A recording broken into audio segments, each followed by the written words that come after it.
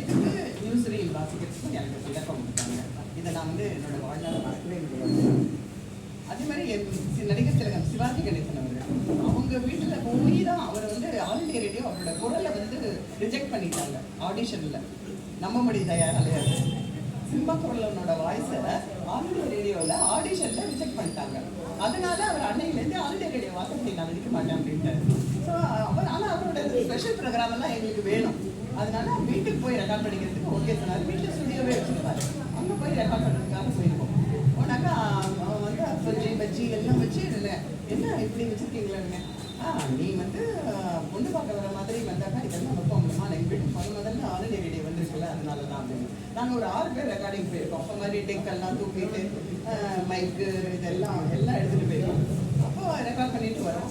அவரோடது கண்டினியூஸாக ஒரு 3 வருஷம் சுதந்திர தினத்தன்னைக்கு அவரோட இதை வந்து ரெக்கார்ட் பண்ணுவோம். அதுவும் எனக்கு ஒரு மறக்க முடியாத அனுபவங்கள். இந்த மாதிரி 36 வருட சர்வையில் நிறைய மறக்க முடியாத அனுபவங்கள் இருக்கு. இப்போ நம்ம எல்லாருமே வந்து வயதானவங்களாக இருந்தால் கூட நிறைய பேருக்கு வந்து இன்னும் நம்ம 16 வயசுல தான் இருக்கோம், 20 வயசுல தான் இருக்கோங்கிற எண்ணம் தான் மேலோங்கி இருக்குது. நான் சொல்கிறது சரியா என்னன்னு தெரியல, எனக்கு அப்படி இருக்கு. ஒவ்வொரு நாளும் புதுமையாக தான் வெடியுது இல்லையா? நம்ம வந்து உடலளவுல ஃபிசியலாஜிக்கலாக நம்ம ஓல்டாக இருந்தாலும் சைக்கலாஜிக்கலாக நம்ம வந்து எல்லாம் தான் இருக்கோம்.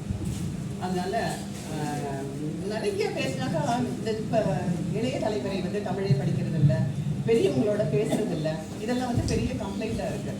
பெரியவங்களோட பேசினா என்னமோ அவங்களுக்கு கௌரவம் இல்லாமல் உனக்கு தெரியாது, ஒன்றும் பாட்டி உனக்கு தெரியாது, பார்த்தா அவங்களுக்கு தெரியாது அப்படின்னு சொன்னாங்க. ஆனால் பெரியவங்களோட நிறைய பேசணுமா, பேசினாதான் அவங்களுக்கு வந்து அந்த ஞாபக சக்தி, நம்மளையும் மதிச்சு இன்னொருத்தவங்க பேசுகிறாங்க அப்படிங்கிறது இதெல்லாம் வந்து அவங்களுக்கு பிடிக்கும்.